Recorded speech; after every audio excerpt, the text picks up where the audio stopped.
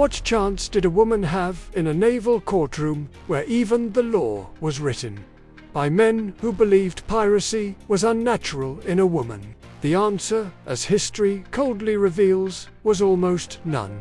Captured female pirates were rarely offered mercy. In the 17th and 18th centuries, the so-called Golden Age of piracy, British Admiralty courts showed little tolerance for piracy of any kind, but female defendants were seen as doubly transgressive.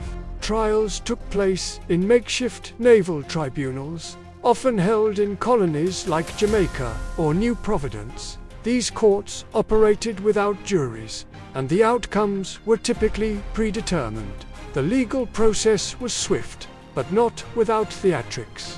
Testimonies were gathered from ship captains, naval officers, and, at times, frightened sailors who feared their own association with piracy. The accused had few legal rights. Anne Bonny and Mary Read, two of the most notorious female pirates in history, stood trial in 1720 in Spanish Town, Jamaica. According to the official court transcript, when Bonny was condemned to death, she retorted bitterly to her lover, Calico Jack, "If you had fought like a man, you need not have been hanged like a dog." Their defense.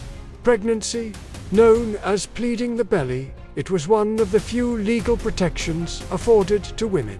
In Bonny and Read's case, it worked temporarily, but most female pirates did not share their luck. Many faced their verdicts in silence, knowing the court had already judged them guilty long before they ever spoke. Hanged at execution dock for piracy.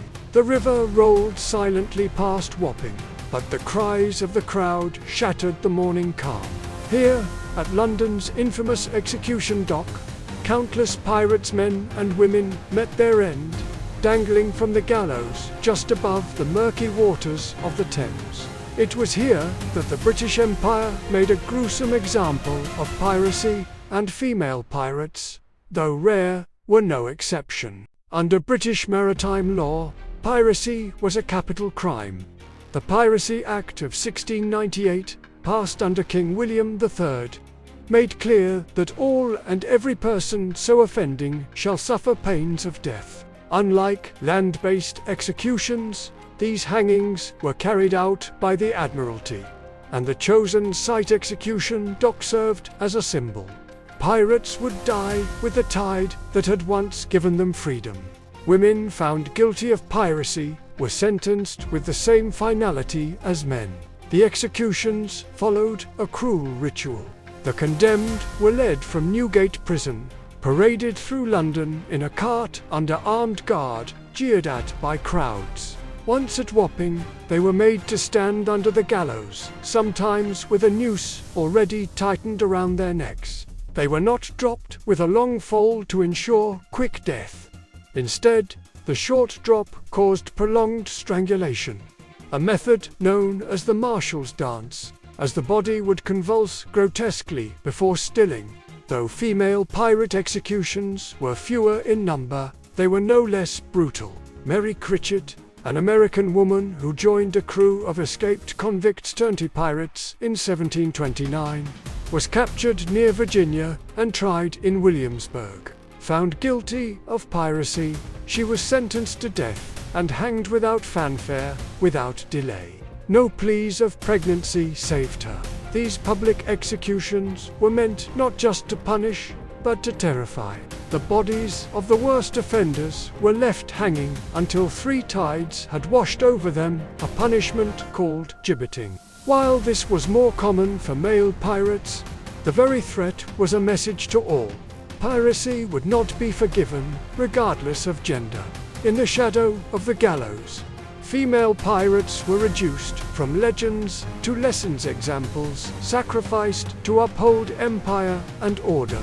Flogged in front of crowds, before the rope, many female pirates felt the whip.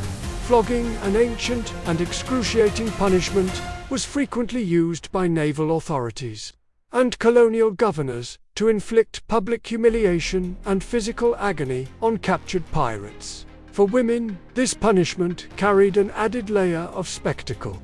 Their bodies became instruments of warning, and the crowds were expected to learn through their suffering. Flogging was typically administered with the cat-o'-nine-tails, a brutal whip of knotted cords capable of tearing flesh with each strike.